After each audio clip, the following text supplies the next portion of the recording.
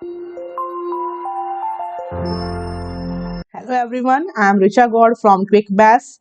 We will start exercise 14.3. Question number 1. Carry out the following divisions.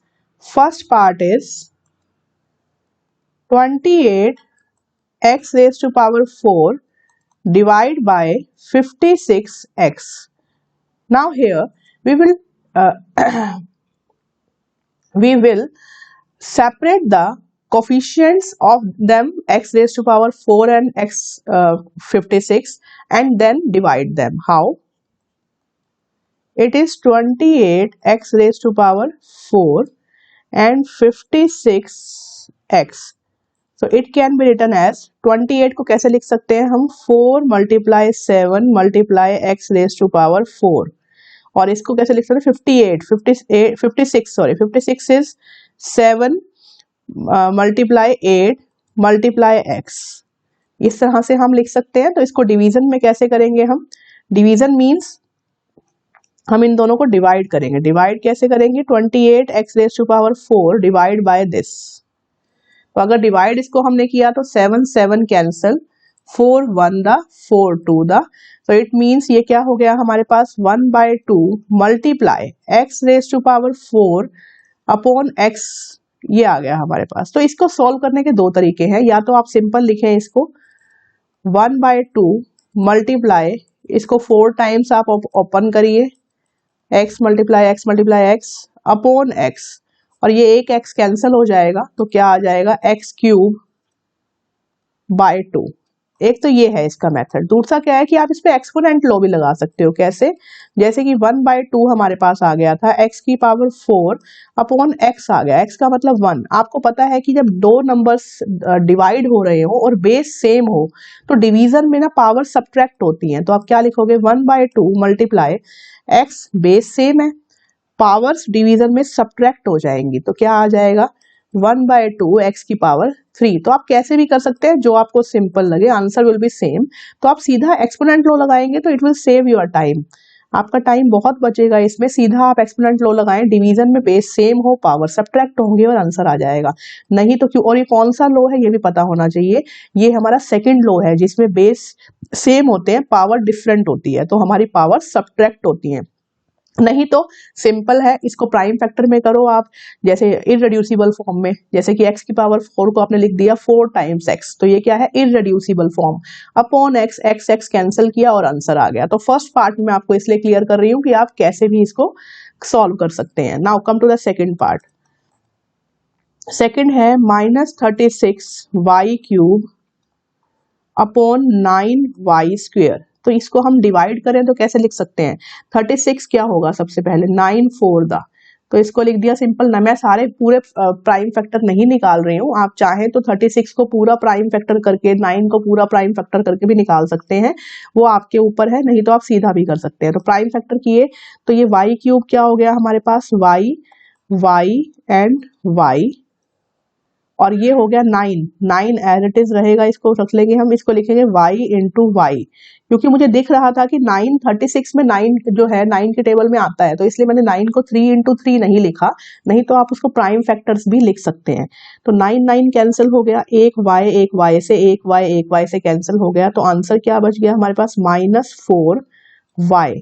ये सिर्फ आया इसका answer -4y। This is the answer. Now come to the next part. इसको हम next में करते हैं, third part. Come to the third part, just a minute. Yes, third part में हमारे पास है 66। अब मैं आपको ये भी पूरा प्राइम फैक्टर करके दिखा दूंगी, जैसे आपको ठीक लगे आप वैसे सॉल्व कर सकते हैं। बहुत सिंपल है ये, QR²।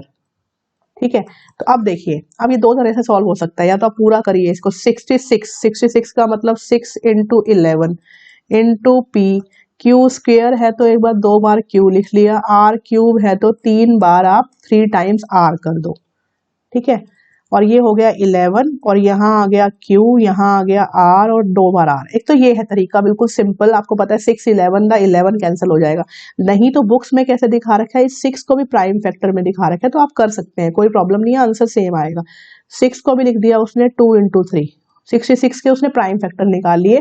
3 into 2 6, 6 into 11 66। जैसे आपको ठीक लगे वैसे करें। तो 11 11 से कैंसिल, क्यू एक क्यू कैंसिल, 2 आर कैंसिल। तो इसका आंसर क्या आ जाएगा आपके पास? इसका आंसर आएगा 6 और ऊपर आएगा पी, एक क्यू एक आर, ये आ गया 6 PQR। ये आएगा required answer. Now come to the fourth part. Fourth is 34 x cube y cube और जेड क्यूब। इसके डिवाइड में हमने लिखना है 51 एक्स वाई स्क्वेयर और जेड क्यूब। देखिए अब प्राइम फैक्टर करेंगे तो क्या ध्यान देंगे? ये ध्यान देंगे कि 34 51 में क्या कैंसिल हो। आपने क्या देखना है? आपने देखिए कोफिशिएंट से कोफिशिएंट, न्यूमेरिकल कोफिशिएंट ही कैंसिल करना है, वेरिएबल से वेरिएबल ही कैंसिल हो सकता है। तो आपने ध्यान देना है ऊपर 34 है नीचे 51 है। चाहो तो आप प्राइम फैक्टर साइड पे भी निकाल सकते हो, तभी आपको ये क्लियर हो जाएगा। ये 34 का निकाल दिया मैंने और यहाँ मैं निकालूंगी 51 का। देखिए 34 इसका मतलब 2 से जाएगा, 2 1 दा 2 7 दा, 17 खुद ही प्राइम फैक्टर है तो 17 आ गया। अब 51 51 किसकी टेबल में आता है? साफ दिखाई दे रहा है, कुछ ना कुछ तो कैंसिल होगा, तो ये सीधा 17 में भी आ सकता है और 3 में भी। 51 किस में आएगा? सॉरी 3 में।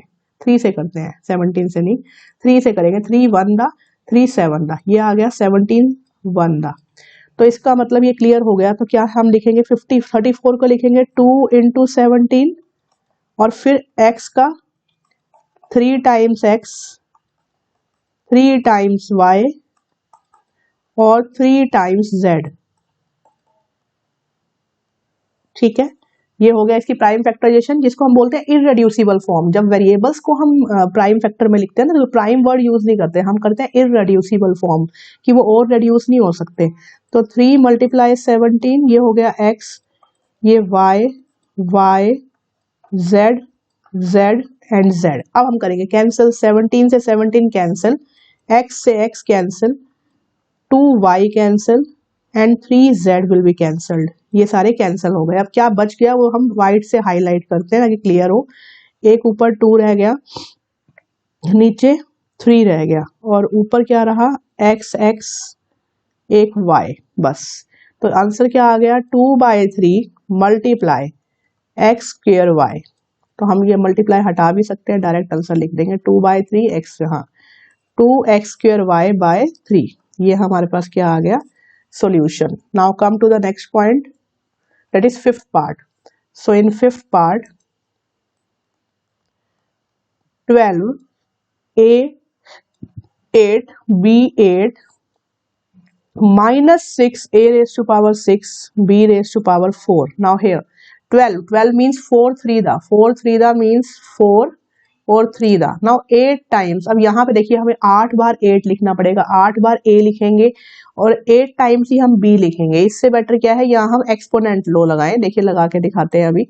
एक्सपोनेंट लो बहुत इजी पड़ता है और टाइम रिड्यूसिबल भी है। देखिए -6, तो पहले तो -1 लिख लो और फिर 6 को लिख लो 2 इंटू 3, ये हो गए प्राइम फैक्टर। अब इसको हम एज इट इज रखते हैं, a की power 6 and b raise to power 4। इस पे लगाएंगे हम एक्सपोनेंट लो, बहुत सिंपल हो जाएगा। देखिए 2 2 कैंसिल, 3 3 कैंसिल। अब क्या बच गया? -2, क्योंकि 2/-1, देखिए ये 2 बचा हुआ है, ये -1, 2/-1 इज -2। ये तो हो गया न्यूमेरिकल कोफिशिएंट। और क्या बचा? हम इसको इकट्ठा कर लेते हैं, a की पावर 8 a की power 6 multiply b raise to power 8 b raise to power 4। अब लगाते हैं इस पे एक्सपोनेंट लो। हमें पता है, ये बताया भी है मैंने, बेस सेम है, डिवाइड हो रहा है तो पावर सब्ट्रैक्ट होगी। तो a raise to power 8 minus 6, similarly b base same है, पावर सब्ट्रैक्ट होंगी। देखिए कितना सिंपल हो गया। और हम यहाँ क्या लिखेंगे? हम लिखेंगे सेकेंड लॉ ऑफ एक्सपोनेंट। इसका रीजन भी लिख सकते हो आप, लिखोगे सेकेंड लॉ ऑफ एक्सपोनेंट। ये एक्सपोनेंट का सेकेंड लॉ है कि अगर बेस आपका सेम है और डिवीजन में है तो पावर सब्ट्रैक्ट होती है, मल्टीप्लाई में ऐड होती हैं, डिवीजन में सब्ट्रैक्ट होती हैं। तो आंसर क्या आ जाएगा हमारे पास? आंसर आ जाएगा -2। Now a raise to power 8 minus 6 2, b raise to power 8 minus 4 4। देखिए कितना आसान और जल्दी हो गया, नहीं तो हमें पूरा इररेड्यूसिबल फॉर्म लिखनी पड़ती। 8 टाइम्स a लिखते तो वो थोड़ा सा आपका ज्यादा हो जाता डिफिकल्ट। तो ये बहुत इजी वे रहा हमारा। तो it will be -2 a square b raise to power 4। This is the answer. Now we have done the first question of exercise 14.3. Next question will be attempted in the next video. Thank you.